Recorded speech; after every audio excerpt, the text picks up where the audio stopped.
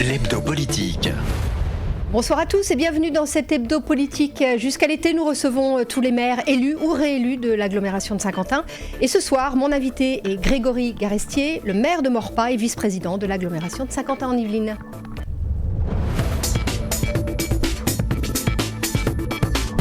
L'hebdo politique. Grégory Garestier, bonsoir. Bonsoir, merci de votre invitation. Et merci de l'avoir accepté. Vous êtes maire depuis 2014 et vous venez d'être élu, il y a quelques semaines déjà, au premier tour. Tout d'abord, un mot sur cette victoire assez nette. D'après vous, qu'est-ce que vous ont dit vos habitants ? Déjà, à ce micro, je les remercie du fond du cœur de nous avoir renouvelé leur confiance dès le premier tour avec 57,21%.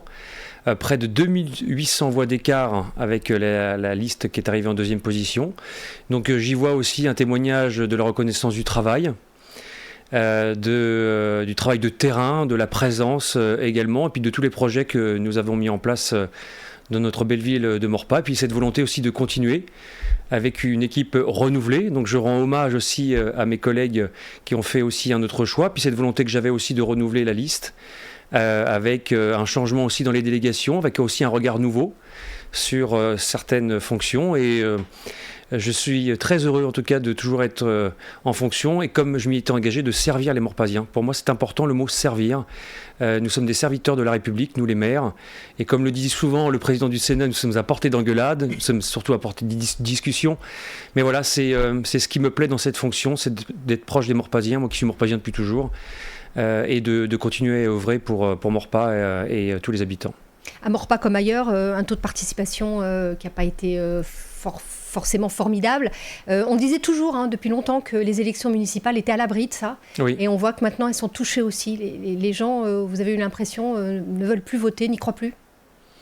Oui, ou il y a peut-être aussi le fait que les gens avaient confiance. Donc se sont dit évidemment... Pas besoin d'y aller. Voilà, ça peut arriver. Ouais. Ça peut arriver, ça fait partie aussi de l'équation. Et puis cette volonté de manière générale aussi où nos concitoyens ne croient plus en la politique. Et mon rôle de maire aussi, c'est d'expliquer que c'est utile de venir voter. D'autant plus dans une élection municipale aussi, c'est un choix aussi d'adhésion quelque part parce qu'on a une relation particulière quand on est maire avec ses habitants. Je connais beaucoup de monde, j'ai fait beaucoup de rencontres et avec les élus aussi parce que le maire que je suis n'est pas tout seul. Il s'appuie sur une équipe qui vit aussi sa commune, parfois depuis très longtemps également. Et donc nous les élus locaux, on a une relation aussi de confiance et très forte avec nos habitants et c'est pour ça que nous les élus locaux aussi on doit pousser aussi nos concitoyens à venir voter parce que c'est important de venir s'engager, de dire aussi pourquoi on vient voter et d'adhérer aussi à un projet que l'on propose. Sur le rapport avec les habitants, vous nous aviez dit quelque chose d'assez intéressant, un changement de mentalité post-Covid. Oui. Avec d'après vous une montée de l'individualisme et de l'exigence, vous nous aviez dit ça au micro. Maintenant que vous entamez ce nouveau mandat, est-ce que vous gardez ça en tête justement pour vos prochaines décisions, vos prochains contacts avec les habitants ? Oui, vous avez raison. Je le dis souvent aussi dans mes Facebook Live. On a eu en effet un changement de mentalité. Pas chez tout le monde évidemment, mais de manière générale, mais qui est aussi, je pense, lié à la société de consommation, où tout est dû tout de suite. L'immédiateté. Vous savez, on peut commander sur les grandes plateformes en ligne et puis on a son colis le lendemain. Et je pense que l'action politique en fait aussi les frais. C'est-à-dire, on veut aussi régler les problèmes immédiatement. Et donc notre rôle d'élu, c'est aussi d'expliquer que tout n'est pas possible tout de suite. Il faut respecter aussi des règles de commande publique, des règles budgétaires. Mais j'allais dire, on a aussi une responsabilité, c'est d'expliquer. Et je pense que le devoir que nous avons aussi, c'est d'être transparent. Et l'autre jour, j'ai croisé une Maurepasienne qui était heureuse de ma réélection et qui me disait, vous savez, monsieur le maire, je vous ai fait confiance parce que dans vos discours, vous nous dites la vérité et vous nous dites les difficultés que vous êtes confrontés au quotidien. Et je pense que c'est très important et qu'ils n'entendent pas forcément au niveau national, où tout est un peu plus peut-être édulcoré ou de façade. Et donc, je veux garder aussi cette authenticité que j'ai depuis 2014, parce que je suis comme ça, et je pense que cette marque de fabrique, elle participe aussi à ce que les habitants aient confiance en leurs élus. Alors parlons vrai justement et parlons budget. Oui. Il vient d'être voté comme dans beaucoup de villes chez vous. Quels vont être les grands axes? Quelles sont vos décisions pour cette année, mais j'imagine aussi pour les prochaines années de ce mandat? Alors on a voté un budget de 54 millions d'euros qui est réparti évidemment avec une partie en fonctionnement, une partie en investissement. Nous n'avons pas augmenté les taux d'impôts locaux cette année. Nous avons de belles marges de manœuvre avec une gestion saine et responsable. On a optimisé toutes nos dépenses. Nous regardons tous les euros dépensés. Et donc aujourd'hui, notre priorité, c'est l'investissement dans l'avenir. Parce que vous le savez, Saint-Quentin-en-Yvelines est une ville nouvelle, et donc l'ensemble de nos bâtiments sont des années 60 et 70. Et évidemment, depuis 2014, c'est notre priorité. On a rénové pas moins de 13 équipements depuis 12 ans, sur 80 bâtiments publics quand même. Et on le voit, il faut qu'on adapte nos bâtiments au réchauffement climatique, aux nouveaux usages également. Donc là, dans quelques semaines, nous allons livrer le nouveau centre de loisirs primaire qui est situé au village, le seul de la commune, qui a été construit en 1983 et qui n'avait jamais été rénové.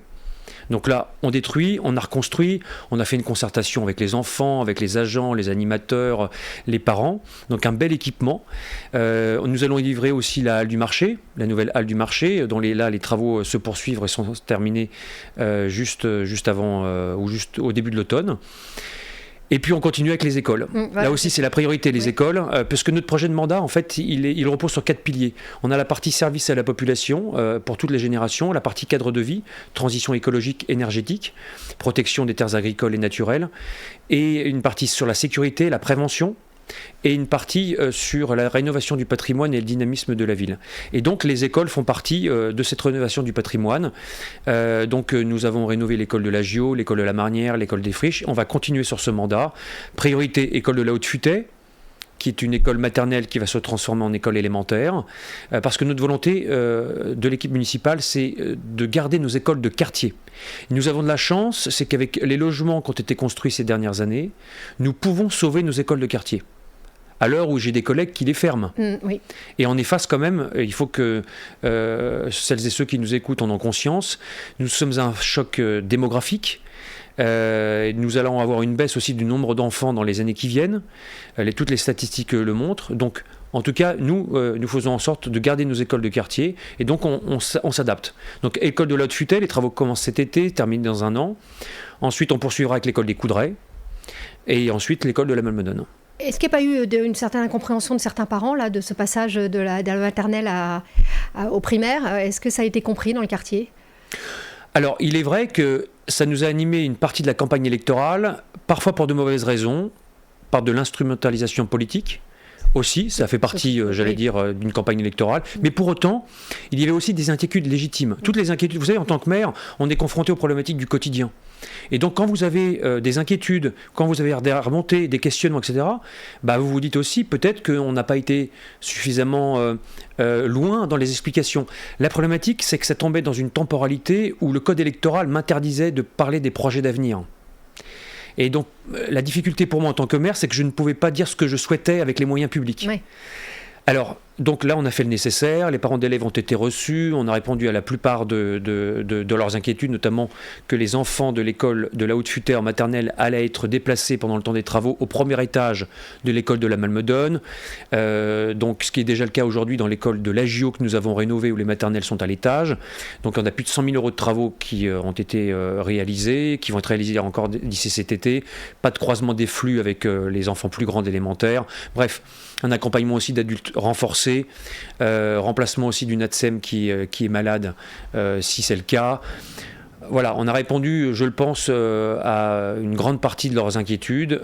Et puis, après, on va s'adapter. S'il y a encore des petits détails à ajuster, nous le ferons. L'objectif, c'est l'intérêt de l'enfant.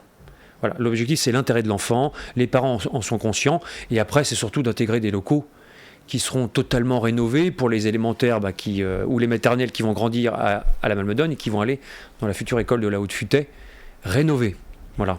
On peut craindre, j'imagine qu'on a dû aussi vous le reprocher dans la campagne, d'avoir une densification extrême avec tous ces projets et de chercher un peu la nature et ce que les gens, les habitants recherchent partout.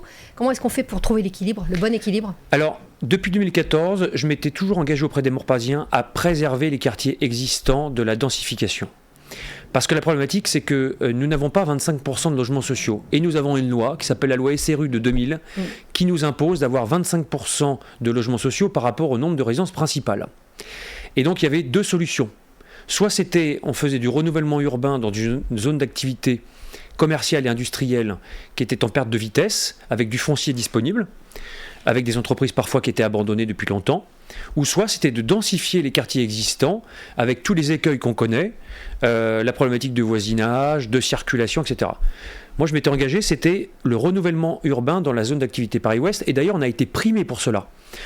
Au premier mandat, nous avions eu une récompense de l'État, ça s'appelait Repenser la périphérie commerciale.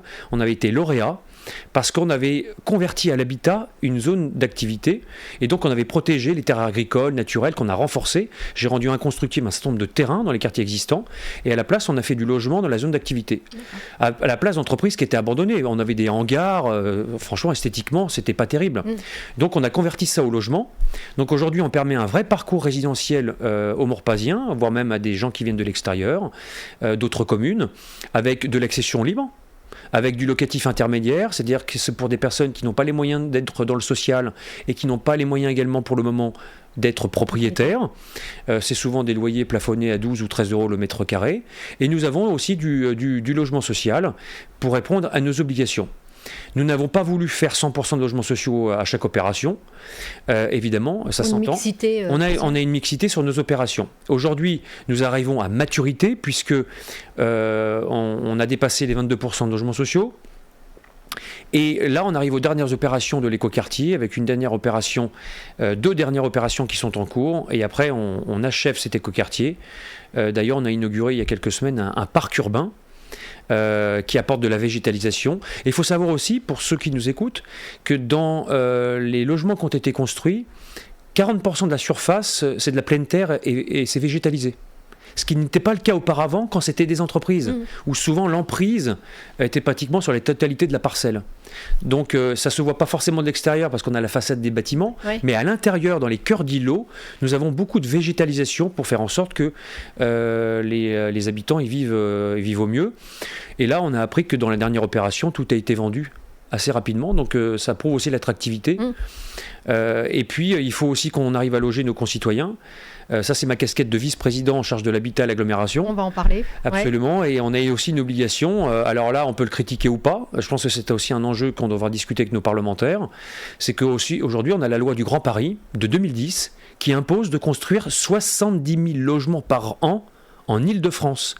Et ces 70 000 logements sont territorialisés en fonction de chaque agglomération. Donc pour 50 ans en Yvelines, c'est 1754 logements par an que nous devons construire. Par an ? Par an, ce qui est énorme. Oui. Et donc il faut trouver les terrains. Donc ça c'est un enjeu d'avenir également. En tout cas pour ce qui est de Maurepas, je me suis toujours engagé à préserver le caractère des quartiers existants. Donc là on a beaucoup construit, c'est vrai. Et d'ailleurs, ça nous a apporté beaucoup d'enfants dans les écoles, ça nous a permis de les sauver. Et puis ça nous permet aussi d'avoir plus de vitalité dans nos équipements. Les centres de loisirs, l'animation dans la ville, on crée des parcs, etc.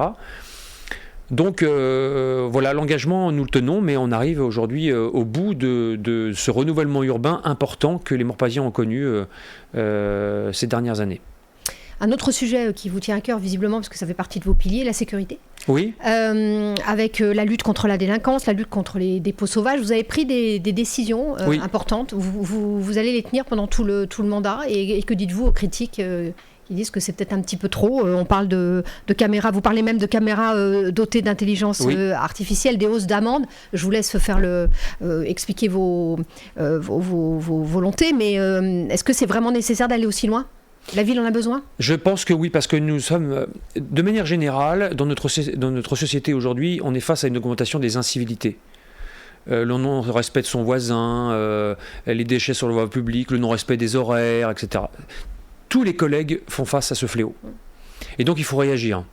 Et donc nos concitoyens nous demandent aussi beaucoup plus d'autorité et de sanctions. Tu casses, tu payes, comme on dit. Et à un moment donné, aujourd'hui, vous savez, quand vous avez des dépôts sauvages sur la voie publique, c'est nos agents de la propreté qui ramassent tous les matins. Ça les épuise également, parce que quand ils ramassent les déchets sauvages d'autres personnes, c'est du travail qu'ils ne peuvent pas faire ailleurs, alors que ça leur est dévolu sur l'entretien général de la commune. Donc aujourd'hui, on a face à une augmentation des incivilités sur les dépôts sauvages, où on en a auprès des bandes d'apport volontaire. Et donc on va sévir. Donc j'ai signé un arrêté en décembre dernier pour aller jusqu'à 14 000 € d'amende. C'est l'amende administrative, qui se cumule avec l'amende pénale, si besoin. 14 000 €, c'est en fonction du tonnage et du type de déchets.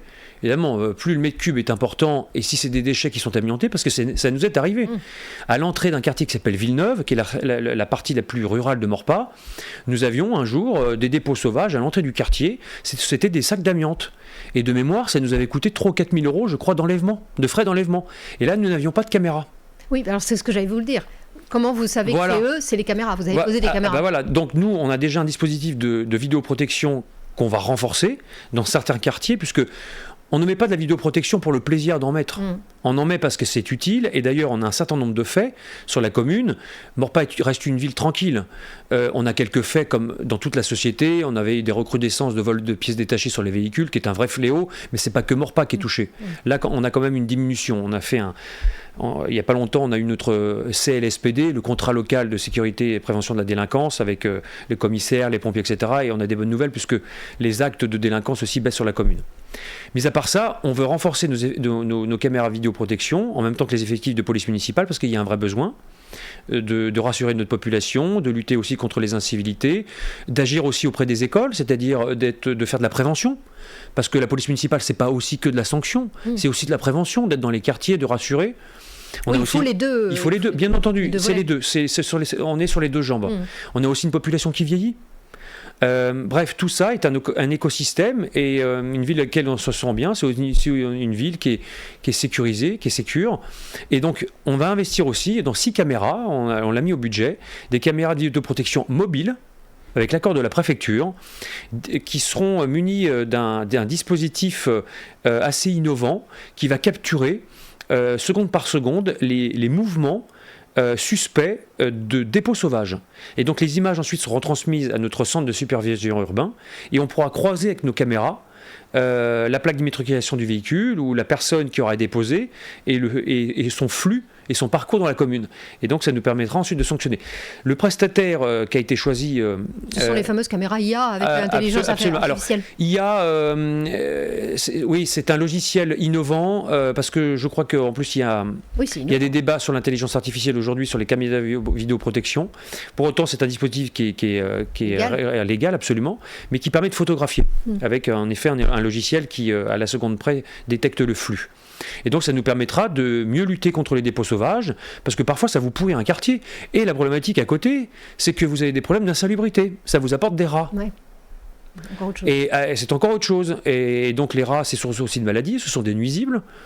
Et puis quand ça prolifère, après, c'est compliqué aussi à éradiquer. Donc voilà, c'est une chaîne. Il faut faire les choses avec mesure. Mais à un moment donné, on tape du poing sur la table et on dit stop. Donc, celles et ceux qui déposeront leurs déchets sur la voie publique, qui ne respecteront pas. En plus, on a une déchetterie qui est compétence de l'agglomération. Nos concitoyens peuvent accéder, je crois qu'il y en a 7 sur le territoire. On a la carte, c'est gratuit. On a une 40aine de passages par an. On peut y aller facilement. Donc rien n'explique aujourd'hui. Et puis, on est face aussi à un phénomène je pense, de manque d'éducation. Comment ça peut nous traverser l'esprit de déposer un matelas ou un lavabo à côté d'une borne d'apport volontaire enterrée? Enfin, il y a des choses parfois en tant que maire, moi, qui me dépassent. Donc voilà, on fait de la prévention, on explique, et puis quand il faut aller à la sanction, nous y allons. Vous parliez des seniors, justement, des personnes âgées. Vous nous aviez parlé à ce micro de plusieurs propositions phares pour lutter notamment contre l'isolement, avec un restaurant dédié aux seniors, ou des choses un peu des guinguettes, enfin des choses un petit peu pour être un peu dans justement rompre cet isolement et qui sont un peu dans la gaieté. Vous êtes toujours sur ces projets-là, ça va se faire? Oui, alors les seniors représentent un peu plus de 27% de la population de plus de 60 ans. Alors même si certains à 60 ans ne se considèrent pas comme seniors parce qu'on est encore jeune malgré tout, mais voilà, c'est une part entière de notre population, et nous avons un plan d'action vis-à-vis des seniors comme on l'a pour la jeunesse et toutes les générations. On n'oppose pas les générations. Pour autant, il est vrai que pour les seniors, on a beaucoup d'animations pour rompre l'isolement, ce qui fait aussi vivre la commune. On a aussi beaucoup d'associations que nous aidons au travers de subventions ou de prêts d'équipement qui participent aussi à faire en sorte que les seniors se portent pour le mieux avec des activités sportives, culturelles. Donc nous souhaitons, par exemple, là, nous travaillons à leur proposer une salle rafraîchie. Nous proposons également à diversifier les activités pendant la semaine bleue. Nous avons le conseil des aînés que nous allons renouveler dans quelques jours, où nous travaillons dans 3 commissions et nous venons d'adhérer également au label Ville Amie des aînés. Et c'est pas qu'un label, Ville Amie des aînés, c'est vraiment une stratégie d'adaptation de notre commune au vieillissement de la population et au bien vieillir. On est face à un choc démographique, on l'a dit tout à l'heure, on va avoir moins d'enfants et on va avoir une population qui vieillit et qui vieillit mieux en bonne santé. Oui. Et donc il faut aussi que notre territoire s'adapte davantage. L'espace urbain, les équipements, les activités publiques. L'offre de soins aussi. L'offre de soins, et vous avez raison. Santé. La dernière fois, vous m'aviez gentiment invité, je n'avais pas parlé du centre de santé. C'est un engagement de campagne que nous avons également. Nous avons un terrain qui est disponible de 2500 mètres carrés qui auparavant accueillait la maternelle de l'Agio, que nous avons fusionné sur la parcelle d'à côté avec l'école élémentaire. Et donc ce terrain municipal disponible va nous permettre d'accueillir d'ici 2027 un centre de santé privé avec des médecins salariés privés, donc ça ne coûtera rien à la collectivité. Nous allons toucher un loyer par le bail à construction administrative qui sera conclu avec le porteur de projet et qui va nous permettre d'accueillir des médecins généralistes et spécialistes dans les années qui viennent parce qu'il y a un vrai besoin, c'est une vraie opportunité et donc là le permis de construire est en cours d'instruction. Pour les quelques minutes qui nous restent, parlons de l'agglo. Oui. Vous avez un nouveau président, nous avons un nouveau président, le maire de Montigny, Laurent Merker. Ses premiers jours à la tête, première semaine maintenant, vous en êtes satisfait ? Vous êtes satisfait du changement ? Ce que vous attendiez de lui est arrivé ? Cette nouvelle gouvernance vous convient ? Écoutez, déjà je rends hommage à Jean-Michel Fourgousse, qui est maire d'Elancourt et également un ami, puisqu'on a beaucoup de projets en commun avec la piscine intercommunale Castalia. Donc je lui rends hommage aussi pour sa vision, sa capacité aussi à rendre innovant notre territoire. Et maintenant, voilà, nous avons eu un renouveau avec Laurent Mercat, qui est maire de Montigny. Qui a voulu devenir président, lui a fait confiance avec beaucoup d'unanimité. D'ailleurs, ce qui est bien dans notre agglomération, c'est que nous avons peu de tensions. Parfois, on a des discussions sur certains projets, mais nous sommes une agglomération mature. Et le fait aussi qu'on a un renouvellement de président, c'est aussi un changement de méthode. Et donc, depuis qu'il est élu président, les signes sont très positifs. On travaille en concertation, puis on a un projet de territoire sur lequel nous allons aussi travailler dans les mois qui viennent, piloté par Jean-Baptiste Amonique, mon collègue maire de Villepreux. Nous, on va travailler aussi conjointement sur le futur plan local d'urbanisme intercommunal qui va valoir aussi Habitat. Oui, alors parce que vous êtes le vice-président en charge de l'habitat et de la rénovation urbaine. Absolument. Vous avez choisi de garder cette... demander à garder parce cette... parce qu'il y en a certains qui ont changé. J'ai souhaité, avec l'accord du président, qui m'a fait confiance, parce que ce sont des sujets qui me plaisent beaucoup, sur lesquels je suis à l'aise. Et au long cours aussi. Et au long cours, la rénovation urbaine, avec le bois de l'étang à la Verrière, avec le Valibou à Plaisir, avec Camus Camus à Trappes. Donc ce sont des gros projets très structurants qui vont nous emmener jusqu'au moins 2032. Et donc je souhaitais continuer dans cette lancée, en plus évidemment de la partie habitat, avec les enjeux dont je vous ai parlé tout à l'heure. Donc voilà, une agglomération mature, dynamique, innovante et avec des moyens financiers qui vont se réduire avec malheureusement ce que nous demande l'État. Là aussi, on marche sur la tête. Vous savez, les collectivités, on est mis à rude épreuve sans arrêt pour résorber la dette nationale. La dette nationale continue à grimper, mais nous, nos finances se réduisent. Donc on a nos marges de manœuvre et du coup, ça peut aussi impacter la manière de conduire les services publics. Donc il faut qu'on fasse des choix. Et donc, ce sont des enjeux qui vont nous amener dans les mois qui viennent avec le nouveau président et l'ensemble de l'exécutif de l'agglomération avec ce nouveau projet de territoire, parce qu'un projet de territoire, c'est aussi une ambition qu'on souhaite donner à nos concitoyens dans la concertation pour que les Saint-Cantinois, comme on dit, se projettent dans l'avenir et ce qu'ils souhaitent pour leur territoire, pour faire en sorte qu'on puisse leur apporter les services publics qu'ils souhaitent. Vous parliez des décisions de l'État. Est-ce que ça veut dire que vous allez vous engager pour la prochaine élection présidentielle ? Évidemment pas vous personnellement, à moins que vous ayez des envies, des ambitions. Il y a suffisamment de candidats comme ça. Je crois aussi. Mais est-ce que vous avez, du coup, vous en tant que maire, en tant que vice-président d'une agglomération qui compte, vous vous dites, c'est peut-être le moment d'apporter la voix de ces élus locaux ? Alors c'est vrai que je suis aussi vice-président du département, en charge de la santé et du bien vieillir, de l'innovation pour le bien vieillir. Alors, moi, je pars du principe que je ne fais pas de politique nationale personnellement, mais pour autant, j'apporte ma pierre à l'édifice en discutant avec les élus nationaux, en ayant des contacts également, pour apporter aussi des propositions, faire bouger les choses par rapport à notre vécu du quotidien. Et là où je rejoins aussi le président de l'Association des maires de France, David Lisnard, qui est aussi maire de Cannes, dans cette volonté aussi de supprimer des normes. On n'en peut plus, nous, en tant que maire, d'à chaque fois d'être dans des injonctions contradictoires, avec une inflation de textes qu'on nous impose, qui se contredisent les uns avec les autres, et qui créent aussi de la dépense. Donc il faut qu'on arrête aussi avec ce système et qu'on remette aussi des choses à plat, qu'on nous donne aussi les ressources nécessaires pour conduire nos actions, parce que nous sommes, nous, des élus de terrain, dans la proximité, et nous sommes là pour servir nos habitants. Et donc, pour continuer à servir correctement nos habitants, il faut qu'on nous donne les marges de manœuvre pour pouvoir le faire. On aura l'occasion, de toute façon, d'en reparler à ce micro de cette campagne qui s'annonce. Merci beaucoup, Grégory Gassier, d'avoir été notre invité. Si vous souhaitez revoir ou réécouter cette émission, n'hésitez pas sur notre site radiosensation.fr. Je vous souhaite une bonne soirée et à la semaine prochaine pour un nouvel Hebdo Politique. Au revoir.